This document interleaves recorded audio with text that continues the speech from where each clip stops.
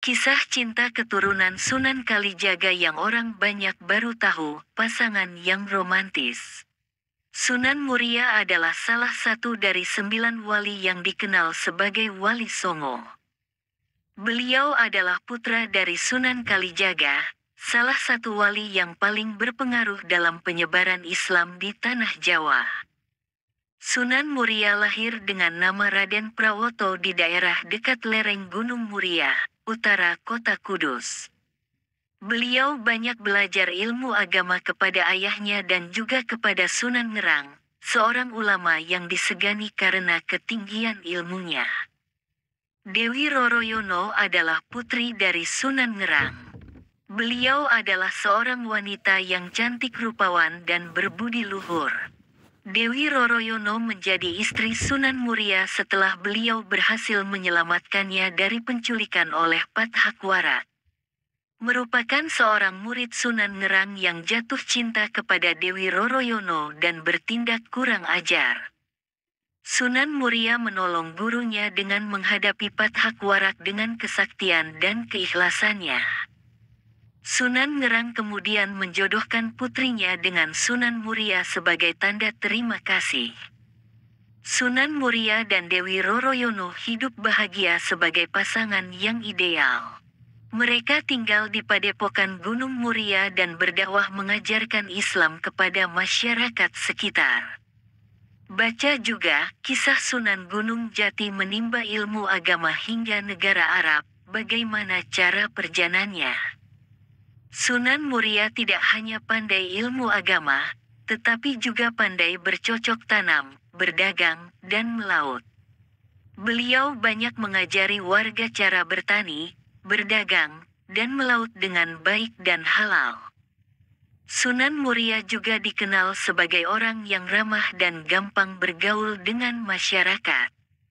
Beliau sering menggunakan seni dan budaya lokal sebagai media dakwah, seperti wayang, gamelan, dan tembang. Dewi Roroyono menjadi inspirasi bagi Sunan Muria dalam berdakwah. Beliau adalah wanita yang taat beribadah, sabar menghadapi cobaan, dan dermawan kepada fakir miskin.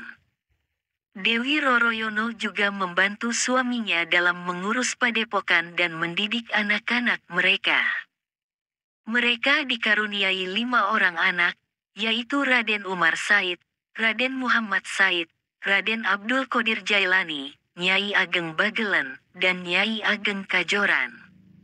Sunan Muria dan Dewi Roroyono adalah contoh pasangan yang sempurna yang membangun peradaban Islam di tanah Jawa. Mereka tidak hanya mengajarkan ajaran Islam yang rahmatan lil alamin, tetapi juga mengembangkan ilmu pengetahuan, seni budaya, dan kesejahteraan masyarakat. Kemudian meninggalkan warisan yang tak ternilai bagi generasi selanjutnya. Tapi seorang murid Sunan Ngerang yang lain yaitu Adipati Petakwarat memandang Dewi Roroyono dengan mata tidak berkedip melihat kecantikan gadis itu. Sewaktu menjadi cantik atau murid Sunan Ngerang, ketika Petakwarat belum menjadi seorang adipati, Dewi Roroyono masih kecil, belum terlihat benar kecantikannya yang mempesona seperti saat ini. Karena hal itu Adipati Petakwarat menjadi tergila-gila, sepasang matanya hampir melotot memandang gadis itu terus-menerus. Karena dibakar api asmara yang menggelora, Petakwarat tidak tahan lagi, dia menggoda Dewi Roroyono dengan ucapan-ucapan yang tidak pantas, lebih-lebih setelah lelaki itu bertindak kurang ajar.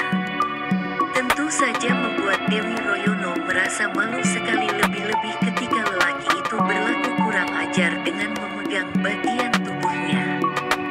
Dewi Roroyono marah, nampan berisi minuman yang dibawanya sengaja ditumpahkan ke pakaian sang adipati. Petakwarat menjumpai hatinya marah sekali diperlakukan seperti itu, apalagi dilihatnya para tamu mentertawakannya. Adapun semakin malu hampir saja diri Roroyono ditamparnya. Untung dia masih ingat jika putri di hadapannya adalah anak dari Sunan Ngerang. Masuk ke dalam kamar sambil menangis jadi-jadinya karena dipermalukan oleh Petakwarat. Malam hari tamu-tamu dari saat sudah pulang ke tempatnya masing-masing, tamu dari jauh terpaksa menginap di rumah Sunan Menerang termasuk Petak Warak dan Sunan Muria. Namun hingga lewat tengah malam Adipati belum dapat memejamkan matanya. Sang Adipati kemudian bangkit dari tidurnya, mengendap-mengendap ke kamar Dewi Royono, mengintipnya dengan rasa yang menggebu-gebu. Kemudian sang Adipati menculik gadis tersebut dan membawanya ke wilayah Mandalika, wilayah Keling atau Kediri. Setelah Menerang mengetahui bahwa putrinya diculik oleh Adipati, maka beliau berikrar siapa saja yang berhasil membawa putrinya kembali akan dijodohkan dengan putrinya. Bila perempuan akan dijadikan saudara Dewi Roroyono. Tidak ada yang menyatakan kesanggupannya karena semua orang telah maklum akan kehebatan dan kejaman Adipati yang menculik putri dari gurunya. Hanya saja Sunan Muria yang bersedia memenuhi harapan dari gurunya. Ketika Sunan Muria ingin mengejar sang Adipati, di tengah perjalanan Sunan Muria bertemu dengan Kapa dan Gantiri, adik perguruannya yang lebih dahulu pulang sebelum acara syukuran berakhir. Kedua orang itu merasa heran melihat Sunan Muria berlari cepat menuju arah dari Keling. Setelah mendapatkan penjelasan dari Sunan Muria, kedua bersaudara itu menghormati Sunan Muria sebagai saudara perguruannya yang lebih tua. Keduanya lantas menyatakan diri untuk membantu Sunan Muria merebut kembali Dewi Roroyono. Meskipun begitu, tetap saja yang akan menikah dengan putri cantik tersebut tetap Sunan Muria dan dia hanya sekedar membantu saja. Sunan Muria akhirnya meluluskan permintaan adik perguruannya. Rasanya tidak enak menolak seseorang yang hendak berbuat baik, lagi pula ia harus menengok para santrinya di padepokan Gunung Muria. Untuk merebut Royono dari tangan Adipati yang perkasa, dua bersaudara tersebut meminta bantuan kepada salah satu seorang tokoh sakti mandraguna yang jarang tandingannya. Dia adalah Wiku Lodang Datuk. Usai mereka berhasil merebut kembalikan Tangerang, hari berikutnya Sunan Muria hendak